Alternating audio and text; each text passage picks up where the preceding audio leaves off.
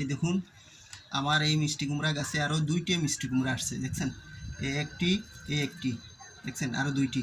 আগে যে 2টি ছিল ওই 2টি আমি পেরে ফেলছি, 2টা বড় হয়ে গেছে, এর জন্য পেরে ফেলছি। দেখছেন কত সুন্দর মিষ্টি কুমড়া হয়েছে। দেখুন এটা একটু ছোট আর এটা একটু বড় হয়ে গেছে, দেখছেন? টবের মাঝে এর জন্য কম রাখি মিষ্টি কুমড়া, না হলে বড় হবে না।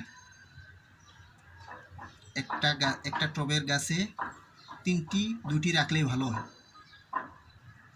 না হলে বড় হবে না টবের মাঝে।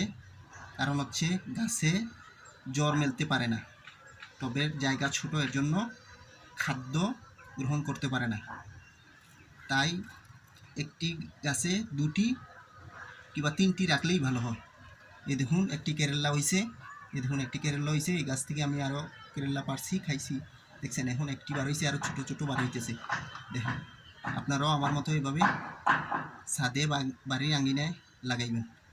আমার এই ভিডিওটা ভালো লাগলে লাইক, শেয়ার, কমেন্ট করে দিবেন। আসসালামু আলাইকুম।